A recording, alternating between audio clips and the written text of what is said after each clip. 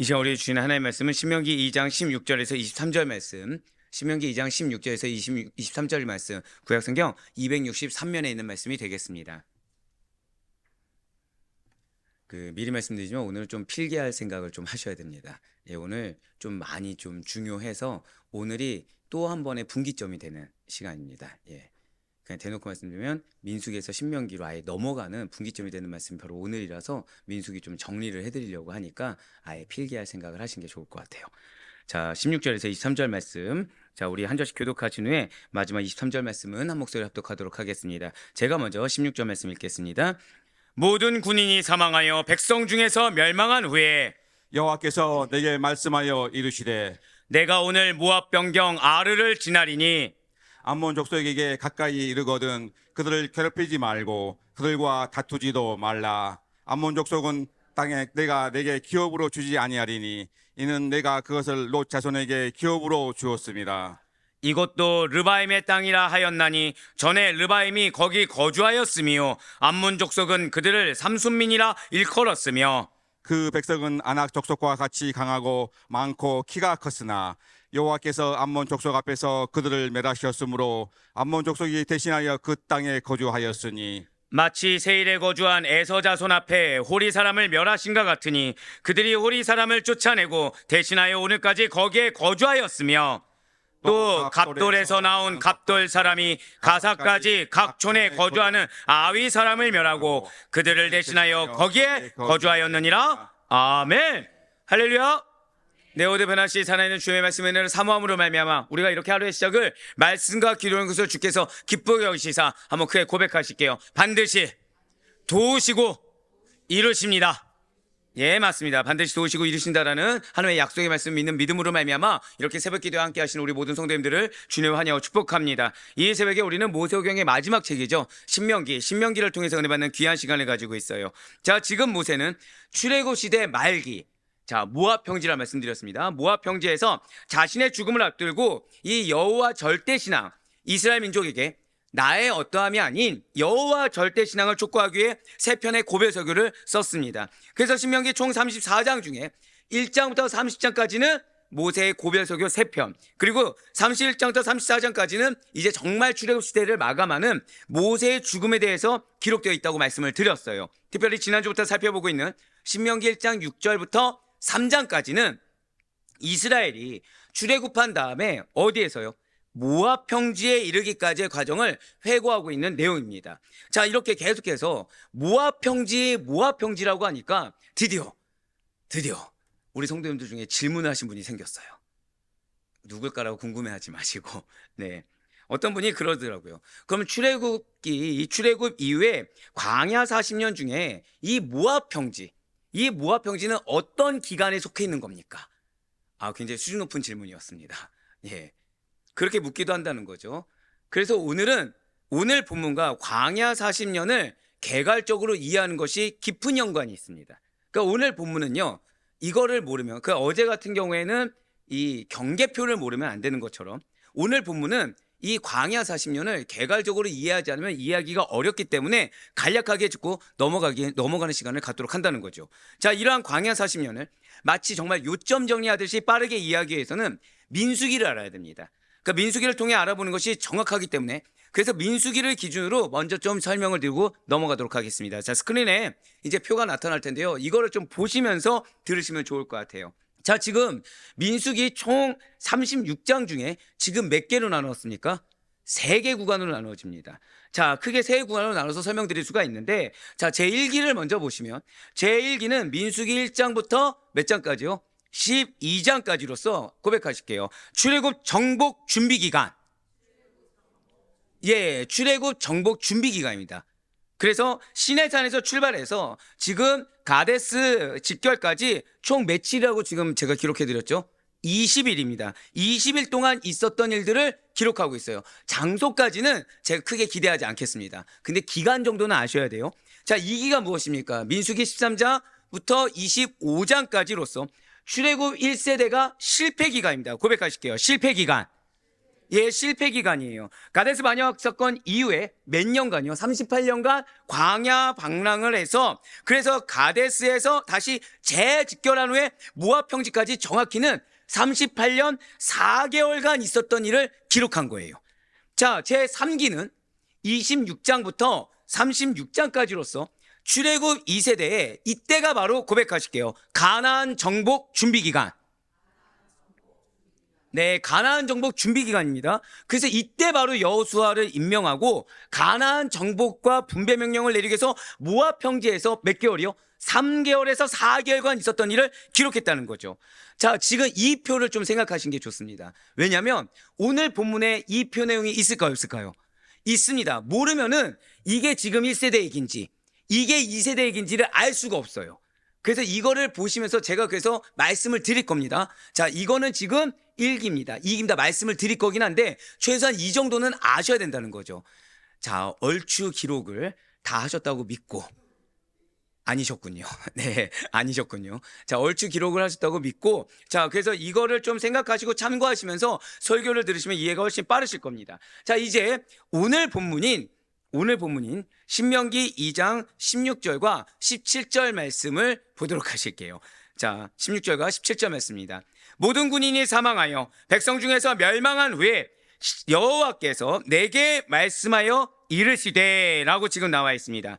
자, 지금 신명기 2장 16절 말씀이 민수기 2기 아까 2기요, 2기. 1기 아니고 2기인 38년간의 광야 방랑이 다 끝나고 출애굽 1세대가 다 죽고 없는 시점을 설명하는 게 16절입니다.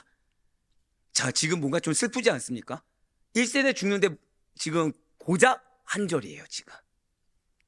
그리고 신명기 2장 17절 말씀은 이 하나 절 차이로 3기로 넘어갑니다. 3기인 출애굽 2세대로 구성된 이스라엘 백성들이 가나안 정복을 준비하는 기간의 시작점이 17절인 거예요. 그러니까 16절과 17절이 지금 2기와 3기로 급격하게 나누어지게 된다는 거죠. 지금 한 구절 차이로 출애굽 1세대가 역사 전면에서 사라지게 되고 이제 출애굽 2세대가 등장하게 됨을 밝히고 있는 것이 바로 오늘 보면 16절과 17절의 사이라는 것입니다. 그 가운데 지금 17절에서 모세가 하나님의 말씀을 받은 시점, 바로 여호와께서 내게 명령하여 이르시되, 바로 이 시기예요. 즉 여호와의 명령이 새롭게 주어진 때라는 것은 다름 아니라 이전의 16절에서 지금 밝히는 바와 같이 모든 군인이 사망하여, 즉 출애굽 1세대 이스라엘 백성들이 다 죽고 없는 그 시점에 주님께서 말씀하기 시작했다는 거예요. 그렇습니다. 역사에 새롭고 중대한 전환점이 이루어지는 시점이 바로 17절의 때이며, 바로 출애굽 1세대의 모든 군인이 죽은 시점이 바로 여호와께서 내게 말씀하신 그때라는 것이죠. 진실로 출애굽 1세대는 수백 년 전부터 아브라함을 비롯한 열조들에게 약속되어졌던 가나안 땅의 점령을 믿지 못하고 하나님을 원망했습니다. 엄밀히 따지면 그들은 믿고 나아갔습니까? 아니면 못 믿고서 그냥 멈춰 있었습니까? 분명히 믿고 나아갔죠. 나아갔습니다. 나아갔어요. 광야를 그렇게 지나갔죠. 근데 정작 가나안 앞에서 그들은 선택했습니까? 안 했습니까? 선택하지 않았죠. 그래서 그들의 광야 생활은 어떻게 된 거예요? 무의미한 광야 생활이 됐죠. 여러분들, 약속을 믿어야 되는 이유가 바로 그겁니다. 약속을 믿고 지금 현재 내가 처해 있는 상황보다 더 중요한 약속의 말씀을 믿지 못하면 기회가 기회일 때 알 수가 없어요. 기회가 기회일 때 뭐만 한다고요? 원망합니다. 또는 원망을 안 하니까 나는 그렇게 하지 않았다고 해서 뜨뜻미지근한 상태에서 머물러 있을 수밖에 없다는 거예요. 예, 그들은 그것 하나님께서 뭐라 말씀하셨습니까? 믿지 않았다. 이미 처음부터 말씀드렸죠. 출애굽 1세대가 시내산 봤습니까? 안 봤습니까? 시내산, 이거를 계속 기억하셔야 돼요. 그들은 시내산을 봤습니다. 그들은 약속을 믿는다 생각했어요. 근데 약속을 믿는다고 내가 말하는 것과 순종은 차이가 있습니다. 순종해야 밟아가는 거예요. 순종하지 아니하면 밟아갈 수가 없습니다. 근데 문제는 나는 계속해서 뭐라 착각해요? 나는 약속을 붙들고 있다. 근데 지금 그들은 결국 하나의 평가는 믿지 않았다. 불신했다. 하나님을 원망했다. 이것이 그들의 평가예요. 그러한 가데스 바네아 대방역 사건을 경험한 출애굽 제1세대가 모두 죽은 것은 분명 하나님의 역사적인 전환점이 될 수 있었다는 것이죠. 아이러니하게도 자, 야곱의 죽음을 기록했습니까? 안 했습니까? 여러분들 아마 창세기를 들어야 되는 이유가 바로 이거예요. 죽음이 무엇을 의미한다고요? 야곱의 세대가 끝나고 요셉의 세대로, 그리고 50장에서 맨 마지막이 무엇이었던 거 기억하고 계시죠? 죽음이죠. 그렇죠? 왜요? 이제는 요셉 시대도 마무리 짓고 어느 시대로 넘어가는 거예요? 출애굽 시대로 넘어가기 때문에. 근데 지금 신명기도 뭐로 마무리가 된다고요? 죽음입니다. 예, 맞아요. 안타깝게도 하나님의 역사적인 전환점은 어떤 세대의 죽음으로써 이루어지는 것이 맞습니다. 그럼 여기서 내가 만약에 자기를 부인했다 생각해 보세요. 내가 죽었다고 생각해 보세요. 그러면은 내 인생의 역사적인 전환점이 이루어질까요, 안 이루어질까요? 바로 그거예요. 여러분들이 자기 부인해야 되는 이유, 여러분들이 나의 죄를 인정하고 나를 부인해야 되는 이유, 이거는 오히려 여러분들을 위한 길입니다. 옛 모습이 나올 때마다 이것을 철저하게. 그래서 제가 어제 오 목사님 설교 들으면서 소름 돋은 게 그거예요. 오 목사님 말씀하신 게 놀랍게 오늘 말씀이 있어요. 놀랍도록 진짜 소름 돋을 정도로 있습니다. 근데 어제 세 가지 중에서 두 번째가 뭐였죠? 자기를 덜어내라고 했잖아요. 경험이 아니라. 근데 부인이라고 말씀드렸죠. 그것이 결국 우리를 위한 거라 말씀드렸어요. 왜요? 그래야 무엇을 경험한다? 임재를 경험한다 그랬습니다. 마찬가지로 내가 은혜를 받기 위해서, 내가 정말 역전의 하나님, 기적의 하나님을 만나기 위해서는 자기를 부인해야 돼요. 이것이 하나님 보시기에 무엇이에요? 내가 죽은 거죠. 새로운 세대의 전환점을 맞이할 준비가 됐다고 하나님 앞에 증거가 되는 거라는 것입니다. 예, 맞습니다. 비록 반역한 출애굽 1세대의 역사는 끝난 것이 맞습니다. 하지만 이제는 가나안 땅을 출애굽 제2세대로 구성된 이스라엘 백성들에게 허락된 하나님의 언약이 성취돼. 고백할 수 있게요. 언약이 성취됩니다. 네, 그 언제 성취된다고요? 죽었을 때. 1세대가 죽었을 때, 옛 모습이 죽었을 때, 바로 새로운 시대가 드디어 도래했음을 알린다는 거죠. 그런 면에서 볼 때 오늘 본문에 신명기 2장 17절이라는 것은 불순종과 패배의 시대가 끝나고 순종과 승리의 시대가 시작되었음을 알리는 신호가 2장 17절인 거예요. 사랑하는 성도 여러분들, 우리의 신앙의 여정을 볼 때에도 마찬가지입니다. 진실로 우리에게도 불순종과 패배가 끝나고 순종과 승리의 시작이 되었던 전환기가 있었을 것이고, 또 누군가에게는 있게 될 것입니다. 그 시점에는 어김없이 여호와 하나님께서 출애굽 2세대에게 허락하셨던 새로운 말씀이 우리에게 주어진다라는 거예요. 자, 근데 출애굽 2세대가 들었을 때, 여러분들 지금 신명기 2번 오늘 말씀까지 들었을 때 이렇게 항상 이렇게 위로하고 격려하는 말씀이 있습니까? 굉장히 무서운 말씀도 있습니까? 무서운 말씀도 있죠. 왜요? 그것이, 이 말씀이 바로 전환기를 이루게 한 말씀이기 때문이라는 거예요. 무슨 말씀을 해주죠? 이전 것이 죽어야 된다는 것입니다. 그래야 새로운 시대를 맞이할 준비가 된다는 거죠. 만일 우리들이 지난날에 반복된 과오, 잘못, 죄악의 때를 벗어버리고, 이전에 그렇게 노력해도 매번 얻는 것이 거기서 거기인 삶을 벗어버리고 새로운 인생의 전환기를 맞이하려면 반드시 여러분과 저는 주님께서 고백하실게요. 지금 나에게 명하시는 말씀, 바로 그거예요. 지금 나에게 명하신 말씀과 함께 시작해야 된다는 거예요. 원래 말씀 안 드리려고 했는데 오늘 셔틀 차 안에서 이제 뭐 말해도 되겠죠. 네. 이제 한 분이 마음이 어려울 만한 일이 생기셨어요. 한 분이. 왜냐면 지금 육신이 너무 연약한데 그 육신이 연약한 가운데 의학의 힘을 빌려야 되는 거죠. 마음이 너무 어려운 거예요. 마음이. 근데 계속해서 마음 주신 거는 인생의 전환기라는 거예요. 오히려 강건케 하기 위한 하나의 방법이라는 거예요. 자, 근데 지금 내가 처한 현실은 뭐죠? 내가 기대하지 않았던 상황입니다. 예상하지 않았던 상황이에요. 근데 하나님은 반드시 그걸 통해서 어떻게 하신다고요? 인생의 전환기를 맞이한다는 겁니다. 여러분들 이거 기억하셔야 돼요. 지금 인생의 전환기가 맞이된다고 해서 가난이 지금 이들의 것이 됐습니까? 안 됐습니까? 안 됐죠. 안 됐죠. 하지만 그들은 지금 고백하실게요. 전쟁이 허락되었다. 이거예요. 전쟁도 죄송하지만 허락돼야 상급 있는 전쟁을 하는 겁니다. 그냥 단순히 나와의 싸움이 아니라 하나님이 승리의 전리물을 주기 위한 전쟁도 허락해야 얻을 수가 있다는 거예요. 즉 인생의 전환기라는 것도 허락된 말씀이 있어야 되고 허락된 인도하심이 있어야 됩니다.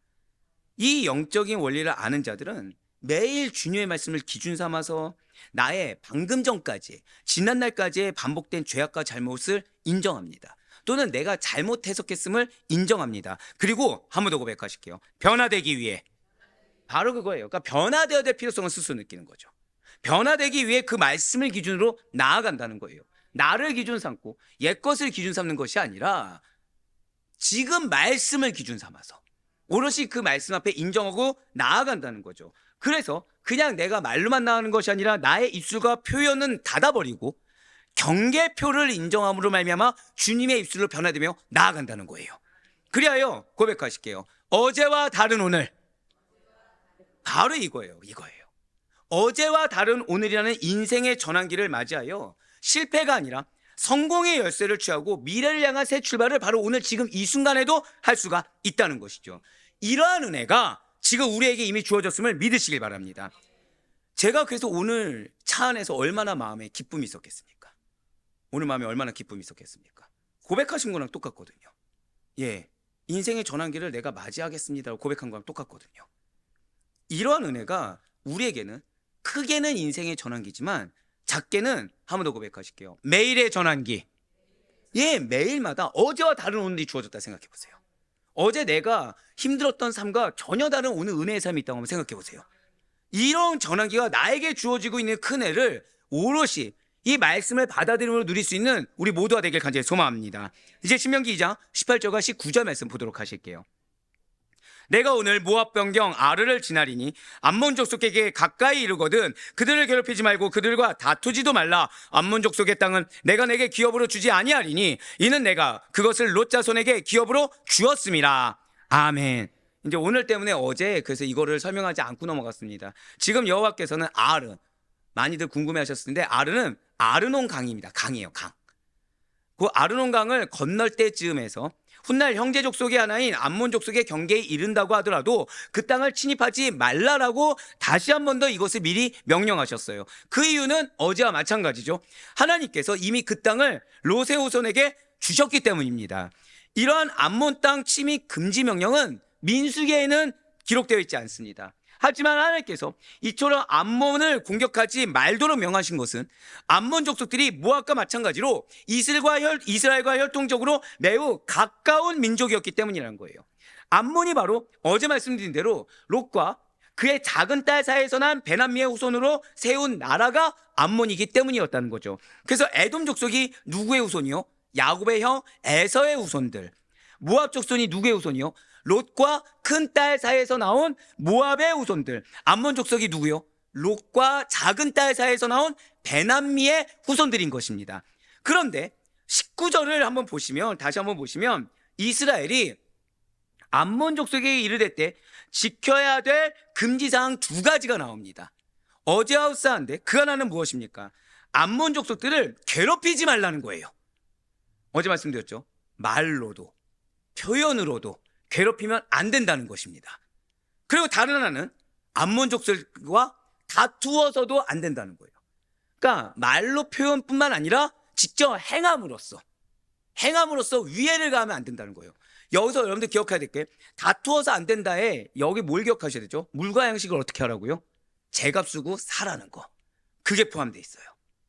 즉 지금 너의 처지가 중요한 것이 아니라 지금 그 하나님의 여정을 걸어가는 길에 그 선민에 합당하게 명령에 합당하게 걸어가야 된다는 거예요. 내 환경에 맞게 걸어가는 것이 아니라 하나님의 명령에 맞게 걸어가라. 이것은 에돔과 모압에 대해 말씀하실 때도 동일하게 주신 명령입니다. 이와 마찬가지로 오늘 우리에게도 하나님께서 절대적으로 금하신 일들이 존재합니다. 성경에는 그 목록들이 자세히 기록되어 있죠. 우리는 하나님께서 금하신 일에 욕심을 부려서는 안 된다는 거예요. 하나님께서 어떤 일을 금하시는 것은 다 합당한 이유가 있기 때문입니다. 어떤 누군가는 하나님께서 왜 나만을 억압하냐?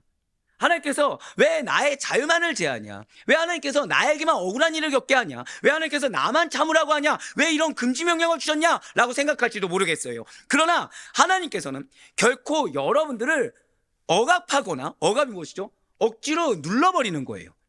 억지로 눌러버리는 겁니다. 하나님께서 우리를 억압하시는 것이 아니죠.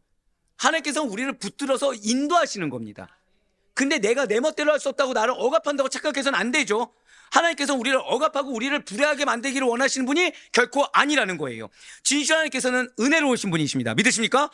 하나님께서 금지 명령이라는 것을 나에게 주신 것은 오히려 고백하실게요. 나의 행복을 증진시키기 위함입니다. 그러니까 지금 내가 행복 누리는 것이 오라고 한다면 이것을 C20으로 증진시키기 위해서 이전의 삶을 철저하게 배제시키고, 나는 근데 뭐가 익숙해요? 이전 삶이 익숙하거든요. 그러니까 그런 내가 하나님의 말씀 듣고 하나님의 섭리에 따라 인도하심을 받을 때는 나는 무엇을 느낍니까? 마치 억압된 것처럼, 마치 힘든 것처럼, 마치 괴로운 것처럼 착각할 수 있다는 거예요. 그렇지만 하나님께서는 오히려 금지 명령 왜 주셨다고요? 왜 나로 하여금 이렇게 나의 옛 모습을 버릴 수 있을 만한 그런 상황을 왜 주셨다고요? 나의 행복을 증진시키기 위해서, 이전에 누리지 못했던 걸 누리게 하기 위해서. 한번 생각해 보시길 바래요. 어제도 이미 말씀드렸지만 하나님께서 금지 명령을 주어서 일의 경계를 정하지 않으셨다면 어떻게 되겠습니까? 어제는 경계표가 있음에도 불구하고 하나님 명령하셨음에도 불구하고 그걸 거부하고서 넘겼을 때 어떻게 되는지 말씀을 드렸죠. 근데 그것이 아니라 하나님이 이제는 금지 명령도 안 하신 거예요.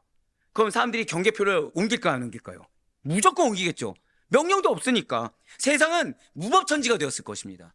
왜냐하면 예레미야가 증거했듯이 인간의 마음은요, 만물보다 거짓되고 심히 부패하여 이기적이기 짝이 없다라는 거예요. 누구 중심으로 생각하죠? 나 중심으로 생각한다는 겁니다. 하나님 중심이라고 하지만 나 중심으로 생각한다는 거예요. 따라서 인간이 자기 마음대로 하도록 방치해 둔다면 세상은 질서와 조화가 깨어지고 무법천지가 되어서 모든 사람이 공포와 두려움 속에 살다가 다 같이 멸망하고 말게 된다는 것입니다. 그리고 이것은 하나의 뜻이 아니라는 거죠. 그래서 하나님께서는 금지 명령을 주어서 우리로 하여금 방종하지 않도록 하시는 겁니다. 금지 명령을 주어서 때로는 고난의 산맥을 걷게도 하고, 때로는 인내하게도 하고, 때로는 마음이 어렵더라도 그것을 극복해서 나아가기도 인도하신다는 거예요. 왜요? 옛것을 버려야 되거든요. 옛그릇 가지고는 말씀드렸죠. 옛그릇 가지고 받을 수 있는 게 한계지만 이거를 버려야 하나님 주신 그릇이라는 게 존재할 수가 있거든요. 진실로 욕심은 죄의 근원이며 탐심은 우상숭배와 같은 죄악으로 성경이 규정하고 있습니다. 그래서 하나님께서 금하신 일에 지나친 욕심을 부려서는 안 돼요. 그것이 내가 누려야 될 마땅한 권리라는 착각을 버려야 됩니다. 그것이 욕심인 것을 인정할 수가 있어야 된다는 거예요. 나를 멸망하게 하지 않으려고, 내버렸다간 정말 큰일 날 것 같으니까 나를 멸망하게 하지 않으려고 나의 삶의 영역에 하나님께서 명하신, 고백하실게요, 금지하신 일이 있습니다. 이것을 인정하고 캐치하여 따를 수 있는 우리 모두가 되길 간절히 소망합니다. 이 정도는 욕심이 아니라 내가 마땅히 누릴 수 있는 합리성을 따져서는 안 된다는 거예요. 제가 방금 뭐라 말씀드렸죠? 합리성을 따지면 안 돼요. 마땅히 내가 누릴 만한 권리라고 착각해서는 안 된다는 것입니다. 그것이 욕심인 거예요. 그것이 탐심인 것입니다. 이렇게 이스라엘이 암몬 족속이나 에돔, 모압과 싸워서는 안 되는 이유가 무엇입니까? 그들은 지금 고생길이었잖아요. 말씀드렸죠. 그들 뭐 가진 게 있습니까? 없습니까? 없고 매일같이 주신 은혜로 살아야 된다고 그랬습니다. 근데 옆에서는 고생도 안 한 사람들이 어떻게 하고 있다고요? 잘 먹고 잘 사는 거예요. 그러면은 나는 고생을 했으니까 그 분깃을 취할 권리가 있습니까? 없습니까? 내 기준으로 하잖아요. 나는 고생했으니까 분깃을 취할 권리가 있는 거예요. 근데 하나님 기준은 아닌 거죠. 왜요? 한 번 더 고백하실게요. 나에게는 더 큰 기업이 있습니다. 바로 그거예요. 겨우 모압 땅에서 끝날 땅이 아니라는 거죠. 암몬 땅에서 끝날 땅이 아니라는 거예요. 신기하지 않습니까? 그들의 마음에 뭐가 있었다고요? 그들의 마음에 산물. 근데 어디 땅 산물이요? 가나안 땅 산물이죠. 가나안 땅 산물이 어떻다고 여러분들 기억하십니까? 크고 풍성하고. 모압과 암몬 땅 과실이 크겠습니까? 가나안 땅이 크겠습니까? 가나안 땅이 크죠. 근데도 뭘 탐심을 부릴 수 있다는 거예요? 모압 땅, 암몬 땅, 에돔 땅. 그러면서 못 버려요? 가나안 산물을 못 버릴 수 있기 때문에 하나님은 그런 우리를 아셔서 경계표를 정해신다는 것입니다. 맞습니다. 나의 삶의 영역에 하나님께서 금지한 것은 그대로 따를 수 있어야 돼요. 마치 이스라엘이 내 입장에서 마땅히 싸워서 쟁취해야 될 것 같지만 하나님의 기준에서는 절대 싸워서 안 되는 이유. 그것은 하나님께서 성도들에게 싸워야 할 대상과 싸우지 말아야 할 대상을 정해 주셨기 때문이란 거예요. 바로 에베소서 6장 12절 말씀 보시길 바랍니다. 우리의 씨름은 혈과 육을 상대하는 것이 아니요 통치자들과 권세들과 이 어둠의 세상 주관자들과 하늘에 있는 악의 영들을 상대함이라. 아멘. 바로 이거예요. 바로 이겁니다. 때로는 하나님께서 우리의 믿음을 보실 때가 있어요. 우리의 믿음을. 싸우고 싶은 거죠. 근데 어떻게 하게 하세요? 인내하는지 인내하지 않는지. 근데 인내도 티를 내는지 안 내는지. 진실로 우리가 싸울 대상은 누구입니까? 다 알고 있죠. 악한 영들과 어둠의 세상 주관자들입니다. 우리가 결코 싸워서는 안 되는 대상은 하나님 안에서 예수 그리스도의 보혈의 공로로 말미암아 한 형제 한 자매가 된 자들과 또한 내가 생명의 복음을 증거해야 되는 하나님의 잃어버린 양들이라는 거예요. 즉 나에게 붙여준 영혼과 싸우면 됩니까? 안 됩니까? 안 됩니다. 안 됩니다. 공동체 안에서 싸우면 됩니까? 안 됩니까? 안 됩니다. 불평불만? 안 됩니다. 원망? 안 되죠. 그게 지금 하나님께서 암몬, 에돔, 모압과 싸워서는 안 되는 이유를 규정하신 거예요. 진실로 우리는 하나님과 그의 나라 백성들을 대적하는 세력들과 자기의 자신의 정욕 외에는 아무와도 싸워서는 안 되는 것입니다. 자, 누구와 싸우라고요? 고백하실게요. 내 욕심. 내 욕심과 싸워야 되는 거예요. 그래서 내 욕심을 인정할 수 있어야 됩니다. 그런데 오늘날 일부 성도들은 마땅히 싸워야만 하는 대상들과는 싸우지 않고 오히려 결코 싸워서는 안 되는 사람들과 싸움으로 말미암아 스스로에게 위해를 가하고 교회에 그리고 공동체에 커다란 해를 자신도 모르는 사이에 끼치고 있다는 거예요. 하지만 기억하셔야 됩니다. 우리가 싸워야 할 대상은 용납해서는 안 돼요. 힘써 싸워 정복해 나가는 것이 맞습니다. 그것은 칼날 같아야 돼요. 철저해야 됩니다. 그것은 냉철할 정도로 끊어줘야 됩니다. 그러나 우리가 싸워서는 안 되는 대상에 대해서는 비록 그 대상으로 인해 내 마음이 어려움에 처하고 내가 리스크를 감수해야 된다고 하더라도 오직 그리스도의 사랑으로 용납하며 감싸줄 수 있는 저와 여러분에게 간절히 소망합니다. 이제 마지막으로 신명기 2장 20절부터 23절까지는 암몬 족속이 그래서 당시에 그 땅에 살게 되기까지의 과정이 나와 있어요. 20절부터 23절까지의 말씀입니다. 이곳도 르바임의 땅이라 하였나니 전에 르바임이 거기 거주하였으며 암몬 족속은 그들을 삼순민이라 일컬었으며 그 백성은 아낙 족속과 같이 강하고 많고 키가 컸으나 여호와께서 암몬 족속 앞에서 그들을 멸하셨으므로 암몬 족속이 대신하여 그 땅에 거주하였으니 마치 세일에 거주한 에서 자손 앞에 호리 사람을 멸하신가 같으니 그들이 호리 사람을 쫓아내고 대신하여 오늘까지 거기에 거주하였으며 또 갑돌에서 나온 갑돌 사람이 가사까지 각 촌에 거주하는 아위 사람을 멸하고 그들을 대신하여 거기에 거주하였느니라. 아멘. 그렇습니다. 여기는 원래 누구 땅이라고요? 르바임 족속이 거하던 땅이었습니다. 르바임 하면 뭐가 생각나시죠? 어제 기억하십니까 혹시? 아, 감사합니다. 처음으로 이제 이쪽 라인에서 이쪽 라인으로 거인이라 말씀드렸죠. 거인의 장대함. 지금 원래는 누가 거하는 땅이었어요? 거인의 장대함이 있는, 즉 이거는 절대 그들을 침범할 수 없는 르바임 족속이 거하던 땅이었는데 그들을 멸하고 암몬 족속이 들어가 거주하겠다는 거예요. 자, 암몬 족속도 누구의 후손이라고요? 롯이라고 말씀드렸죠. 어제도 말씀드렸다시피 롯은 호전적이었습니까? 아니었습니까? 아니었죠. 전쟁에서 실패했던 거, 포로 잡혔던 거 기억하셔 말씀드렸죠. 자, 지금 이것은 앞서 에서의 자손들이 호리 사람을 멸하고 세일 땅에 거하고 있는 거와 동일한 상황입니다. 또한 당시 갑돌 사람들이 가사까지 각촌에 거하는 아위 사람을 멸하고 그곳에 거하고 있었다는 사실도 같이 밝히고 있어요. 이것을 지금 모세가 왜 얘기하고 있는 것입니까? 암몬 족속이 그 땅을 차지하게 된 것은 어제 말씀드린 대로 그들의 족속이 가진 힘, 능력이 아니라 어떠한 세상적이고 인간적인 것이 아니라 고백하실게요. 하나님께서 돕고 계시고 하나님의 뜻이 있습니다. 그걸 설명해 주고 있는 거예요. 이거를 만약에 모세의 말을 기준 삼지 않고 이스라엘 백성들이 나의 어려운 환경을 기준 삼으면 지금 이 모압 족속들이든 아니면 암몬 족속들이든 아니면 에돔 족속들이든 지금 이스라엘 백성들은 그들을 침공할 명분이 있습니까? 없습니까? 얼마든지 있겠죠. 내 기준이면. 게다가 그들은 지금 그들을 그 땅을 차지할 능력이 있었다는 거예요? 없었다는 거예요? 없었다는 거죠. 누구로 했다는 거예요? 하나님의 도우심으로 했다는 거죠. 그럼 이스라엘 백성들 같은 경우는 얼마든지 침범할 수가 있었다는 겁니다.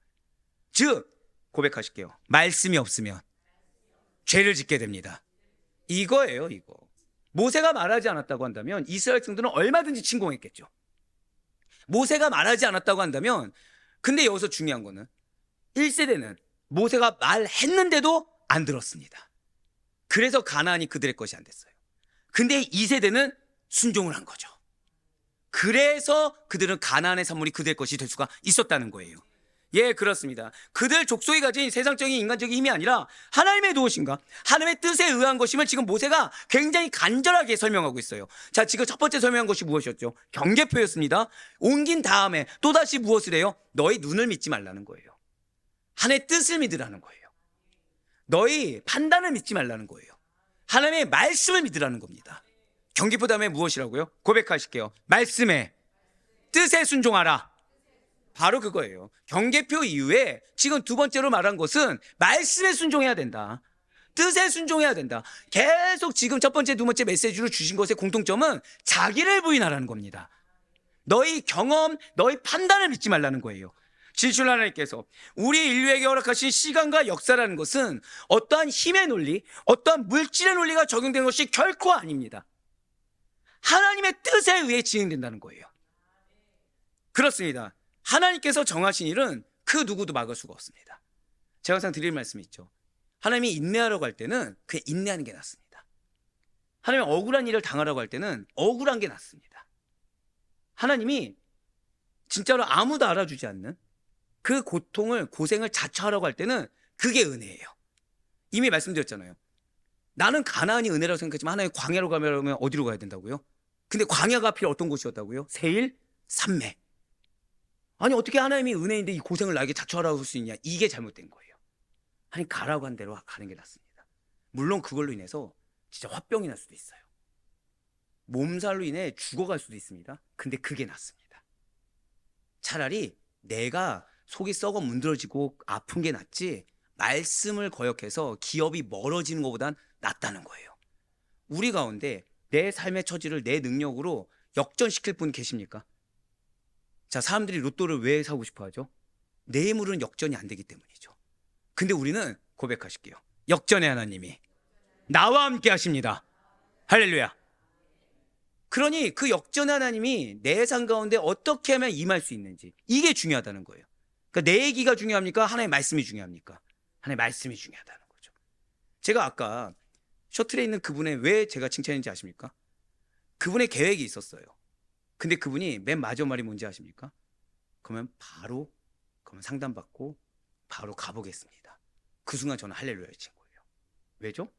하나님 그 고백 기다린 거거든요. 내 계획이 아니라 말씀에 순종하는.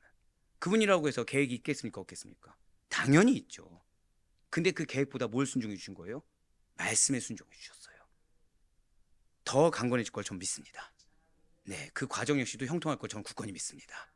하나님께서 역전의 하나님으로 말미암아 이전보다 더 강건함을 주실 걸 전 굳건히 믿고 있다는 거예요.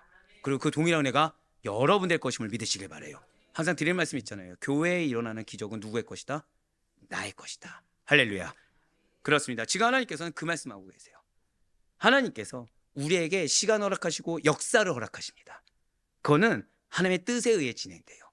그럼 내가 내 뜻을 주장하면 그 역사를 내가 반역하는 겁니다. 하나의 시간을 멀리하게 된다는 거죠. 하나님께서 정하신 일은 그 누구도 막을 수가 없습니다. 그런데 그 앞에 내가 반역자로 서 있을 것이냐, 그 앞에 내가 수혜자이자 공로자로 서 있을 것이냐, 우리는 항상 그 선택의 기로에 놓여 있다는 거예요.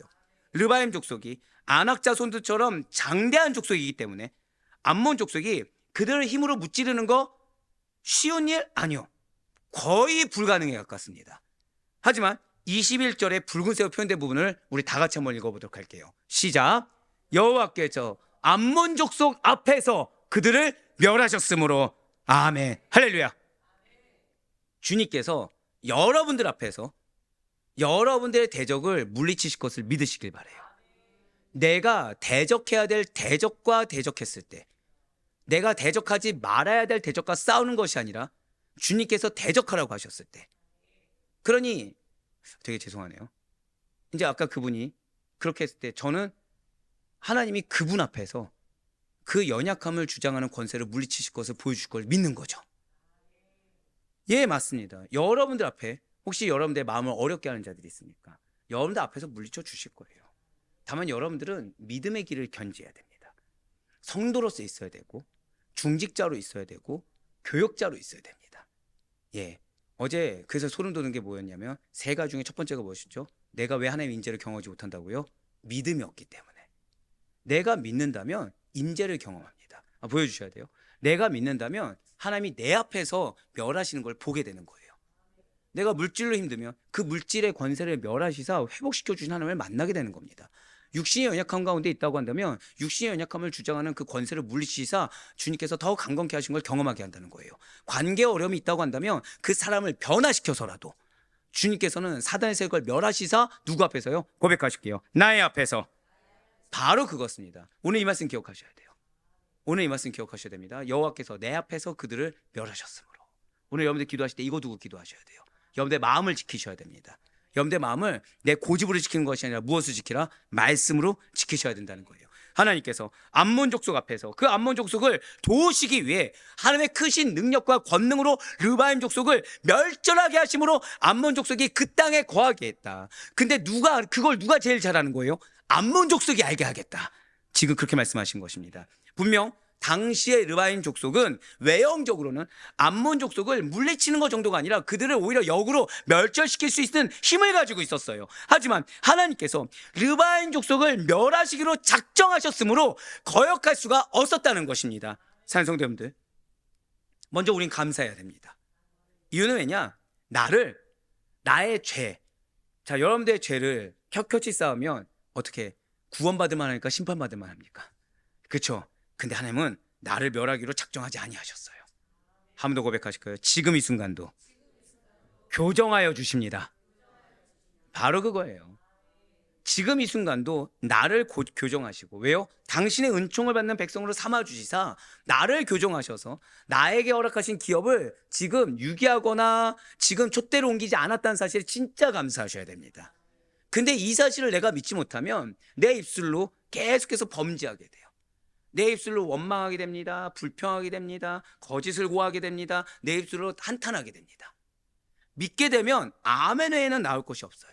내가 세상적인 힘이 없다고 좌절하지 않아도 되는 까닭, 내가 어떠한 물질적이고 인간적인 힘이 없다고 해서 의기소침하지 않아도 되는 까닭이 여기에 있습니다.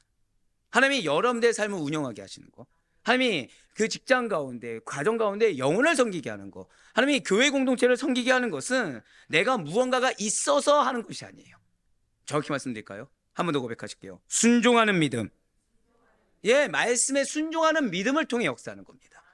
내가 무언가 없어서 힘들게 산다고, 내가 무언가 없어서 괴롭게 산다고, 내가 무언가 없어서 이런 핍박을 당한다고 마음속 깊숙이 그것을 품고 어려워하며 주의 일을 하는데 제약을 받지 않아도 되는 이유가 바로 여기 있다는 거예요.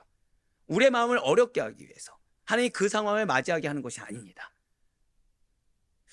되게 감사하네요. 생각해보니까 이설교에 힘을 주기 위해서 어려움을 겪게 하셨네요. 네, 뭐가 있어서 하는 게 아니죠. 그 어떠한 어려움 앞에서도, 대적할 수 없는 어려움 앞에서도 주님은 무엇을 통해서 역사하기 원하신다? 믿음. 성도로서의 믿음, 나에게 위치한 직분자로서의 믿음, 교역자로서의 믿음, 그걸 통해 역사하신다는 사실을 절대 잊지 마시길 바랍니다. 한번 고백하실게요. 주님께서 나를 돕고 계십니다. 바로 그거예요. 이 약속이야말로 세상에서 가장 큰 힘과 막강한 능력이 된다는 사실을 정말로 믿으시길 바라요. 주님께서 징계 가운데서도 나를 도와주시고 심판 가운데서도 모든 것을 하시사 모든 필요를 채워주신 하나님인데 무엇이 어려울 수가 있겠습니까? 주님께서 나에게 지금 이 상황을 주신 것은 오로지 딱 하나예요. 누구 때문이 아닙니다. 나의 무엇을 보기 원하신다? 믿음을 보기를 원하신다. 마음속의 믿음이요, 표현하는 믿음이요. 표현하는 믿음입니다. 증거하는 믿음입니다. 이미 이전부터 신명기 1장부터 계속 나왔잖아요. 입술부터, 아니 창세기부터 나왔죠. 내 입술부터, 얼굴 표정부터 그 믿음이 증명돼야 돼요. 믿음이 있다고 하면서 얼굴이 전쟁터면 됩니까, 안 됩니까? 안 된다는 거예요. 믿음이 있는 자는, 그쵸, 우리 지금 권사님도 웃으시는 것처럼 그런 미소가 나오게 돼요. 전쟁터 앞에서도 왜요? 기대가 되거든요. 어떤 기대요? 한 번 더 고백하실게요. 여호와께서 내 앞에서 그들을 멸하셨으므로. 그걸 기대하는 거예요. 그렇다고 마음에 앙심 품는 게 아니죠. 앙심 품는 게 아니죠. 말씀드렸잖아요. 말씀에 순종함으로. 말씀에 순종함으로. 맞습니다. 주님께서 나를 돕고 계시다. 나를 돕고 계시다. 그것은 우리에게 큰 능력이 됩니다. 반면에 내가 좀 잘 나간다고, 내가 높은 지위와 명예와 지식과 재물을 가졌다고 자랑할 것도 아니라는 거예요. 하나님의 뜻이라면 있다가도 없어지고 없다가도 생길 수 있음을 우리는 깨달아야 됩니다. 그래서 늘 주님 앞에 겸손해야 돼요. 하나님께서 이 상황 가운데 나에게 믿음의 순종을 원하신다. 그래서 우리의 입술과 행동이 악한 것까지도 다 지켜보시는 하나님 앞에서 겸손히 자복함으로 말미암아, 겸손히 아멘하고 순종하고 따름으로 말미암아 내가 받을 기업을 다 누리며 나아갈 수 있는 우리 모두가 되길 간절히 소망합니다. 그래서 사도 바울이 이렇게 선포하고 있어요. 로마서 11장 36절의 말씀 보시길 바랍니다. 이는 만물이 주에게서 나오고 주로 말미암고 주에게로 돌아갑니다. 그에게 영광이 세세 있을지어다. 아멘. 만물이 누구에서 나온다고요? 이 말이 정말 중요하죠. 물질이 됐든 명예가 됐든 회복이 됐든 뭐가 됐든 사실은 지금 내 눈앞에 놓인 상황도 누구에서 나왔어요? 주님에게서 나왔어요. 그 주님께로 다시 돌아가게 될 것들입니다. 자, 이게 굉장히 무서운 말이죠. 주님께로 그 상황이 돌아갈 때 여러분들은 어떤 흔적이 남기를 원하십니까? 믿음의 순종입니까? 아니면 불평불만의 원망의 출애굽 1세대의 흔적입니까? 바로 그거예요. 바로 그거예요. 그래서 제가 항상 드린 말씀 있잖아요. 마음이 어려울 수 있다니까요. 근데 뭔 하지 마라? 흔적은 남겨서는 안 돼요. 표현이나 언행이나 이걸로 흔적은 남겨서는 안 됩니다. 마음이 힘들 수 있어요. 하지만 내 눈앞에 놓인 이 시간은 반드시 주님께로 돌아갑니다. 이걸 기억해야 돼요. 우리 아드포교회 성도 여러분들, 진실로 하나님의 인도하심은 무질서한 법이 한 번도 없으십니다. 다 지금 질서 있게 운행하고 계세요. 누구를 위한 계획으로요? 나를 위한 계획으로 하나의 질서 가운데 운행되는 과정 가운데 지금 상황들이 다 놓여진 것입니다. 그분께서는 모든 것을 자신의 계획, 자신의 목적에 따라 진행하시기 때문에 누구든지 적극적으로 순종하기만 한다고 한다면 좋은 결과를 확신할 수가 있다는 거예요. 그럼에도 불구하고 많은 사람들이 불행하게 되는 이유는 첫 번째로는 자기 욕심에 이끌려서 주가 허락하지 않으신 것들을 취하려고 하기 때문이라는 거예요. 그리고 두 번째로는 하나님 뜻에 무지해서 자신이 싸워야 할 싸움의 대상조차 이해하지 못하기 때문에 번번이 영적 싸움에 실패해서 마음의 평강커녕 마음에 매번 전쟁만 있는 거예요. 세상 지식과 헛된 세속적인 정보를 아무리 많이 가지고 있다고 하더라도, 아무리 많은 경험이 있다고 하더라도 정작 주님의 뜻을 온전히 분별하지 못한다고 한다면 내가 아무리 이해하는 척하고 아는 척하고 괜찮은 척해도 그 인생은 실패를 경험할 수밖에 없습니다. 그러니 이제 소름 돋는 게 그거예요. 어제 첫 번째가 무엇이었다고요? 내가 믿음 없은 문제다. 온전한 믿음 갖기를 힘써야 됩니다. 그래서 두 번째로는 내 지식, 내 판단, 내 경험을 다 내려놓고 주의 말씀이 전부가 되어야 됩니다. 제일 소름 돋는 건 이거예요. 세 번째, 제가 여기 뭐라 썼냐면 그대로 말씀드릴게요. 은혜의 방편을 내가 정해서 내 욕심을 채우고자 하는 어리석음을 버려야 됩니다. 여러분 진짜 이거 소름 돋으셔야 돼요. 어제 오성욱 선생님도 이거는 모르시고 그 말씀 드렸잖아요. 하다못해 성찬인데 성찬 얘기한 것만 보고서도 자기는 이거를 이렇게 짜는 걸 별로 좋아하지 않는다. 근데 저는 얼마나 소름 돋겠습니까? 지금 저희는 설교를 공유하지 않는다 말씀드렸죠. 근데 같이 묵상하는 가운데 하나님께서 동일한 말씀을 주셨어요. 지금 그게 뭐예요? 온전한 믿음 갖게 힘써야 되지 다른 거 가지려고 하면 안 된다. 두 번째가 뭐예요? 제발 자기 부인하라는 거예요. 제발 자기 부인하고 주님의 말씀이 전부가 돼야 된다. 더불어서 은혜의 방편을 누가 정하는 거다? 하나님이 정하시는 거라는 거예요. 그 안에서 은혜를 누릴 수 있다는 겁니다.